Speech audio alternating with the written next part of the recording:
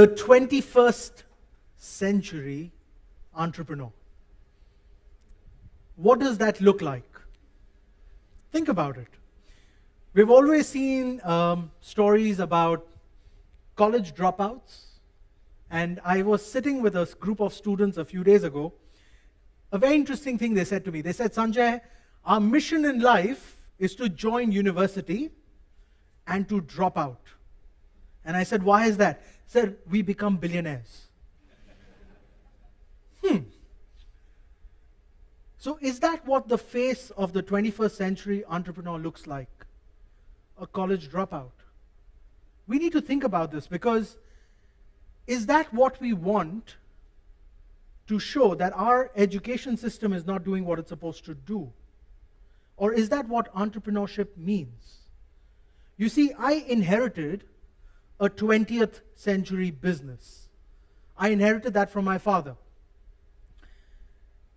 And I was asked this question when I was joining business. Sanjay, what are you going to do different to take you to that next level? Can I be honest with you? I'll tell you what I did. I almost shut it down. That's truth. 10 years ago, my father had a brain stroke. I was 24. He was in hospital, and in a span of about 9 months, I almost shut down that business. That's how bad I was. 10 years now, we are in 53 countries. So what changed in those 10 years? I spoke with my father after his brain stroke. 9 months after his brain stroke, I said, Dad, I have messed up. He said, what happened? I said, well, I've lost a lot of money. He said, how did you do that? I said, I don't know. I don't know. He said, don't worry. It's yours to lose. I said, what should I do next? He said, it's your choice. But if I had to give you one piece of advice, it would be find your purpose. Find out why you're doing what you're doing. If you find that why, and that why is strong enough, the how, the what will figure itself out. It was always about the why. So I went back, I thought about it, and I told my father, I said, Dad, I'm going to do something very crazy. But please don't ask me why. I'm going to do it. Don't doubt what I'm going to do. Just let me do it. He said, all right, it's yours to do it. And that's when I realized there are 3 different types of entrepreneurs. You have those who start with nothing. You have those who inherit something and try to create something new out of it. And there are those who try to disrupt the way things are done. So they just say, you know what, I don't like the way the system works, I want to go against the system. So who is the true type of entrepreneur? All 3 of them have different objectives. The first objective would be, I'm a nobody and I'm going to create something. So what are the things that really are needed in that kind of an entrepreneur? Purpose. The purpose to achieve something that did not exist around me. The second type of entrepreneur, a guy who inherits or a girl who inherits, should they continue that? Again, it is revisiting what was the purpose of that business.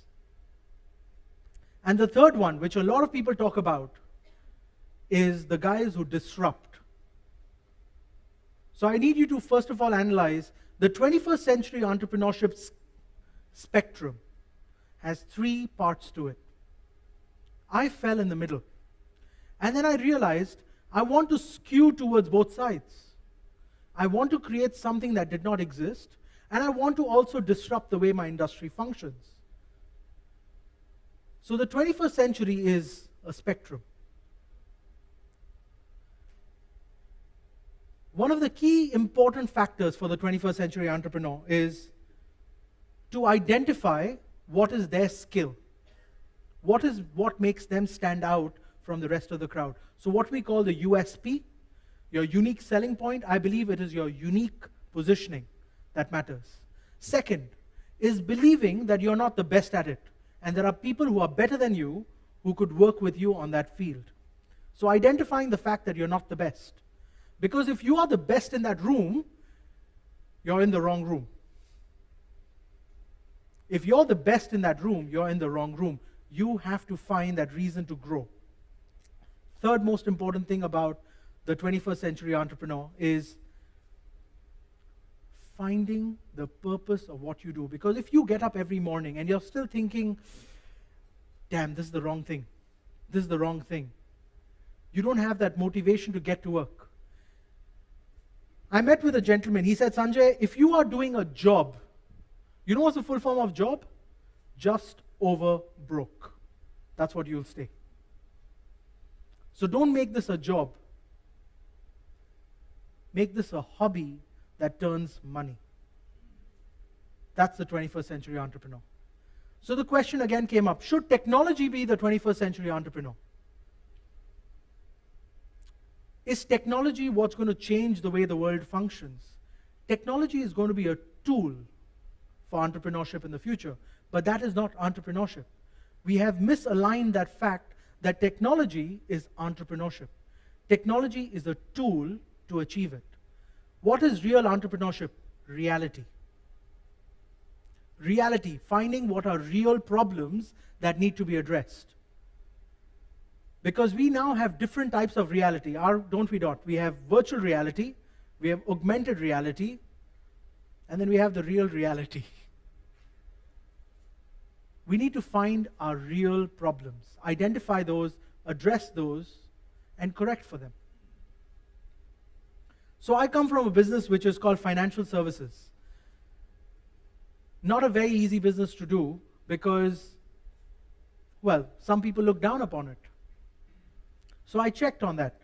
Sanjay, what makes you different? Well, we identified a problem. We identified one problem. People wanted access to more information. You see, Google does that for you today, right? You want information, you Google it. But the question is, how right is that information? So we talk about big data, and then we talk about fake news, fake data. And unfortunately, the world is becoming more and more about that. So how do you identify what is real? That's where credibility comes into perspective. So I started teaching, because that became one of the ways to test my models.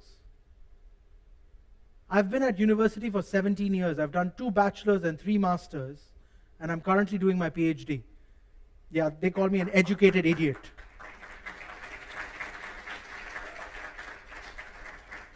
But university is my testing ground.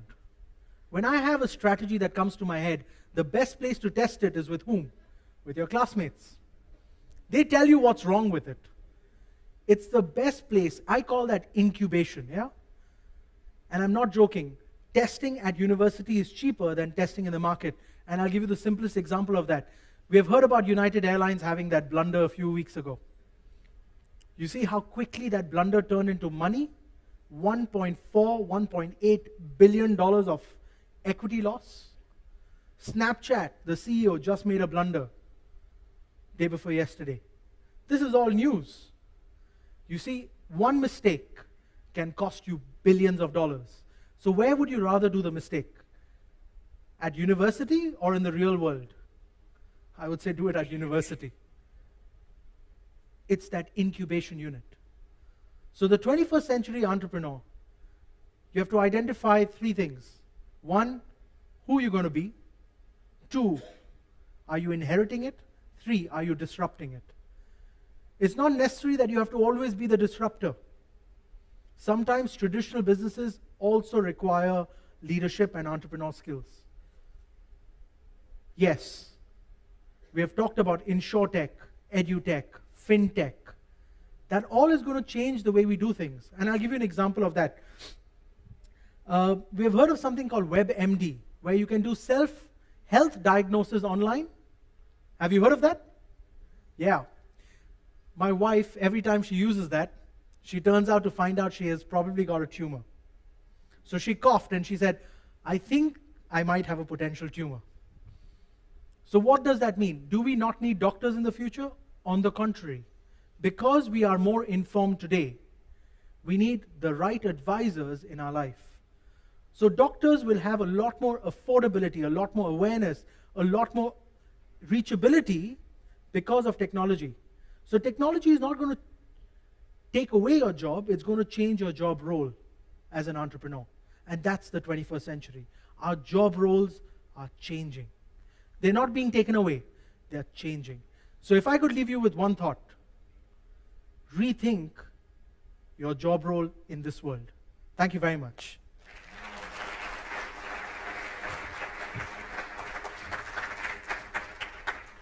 Thank you, Sanjay Tolani, a world-renowned speaker.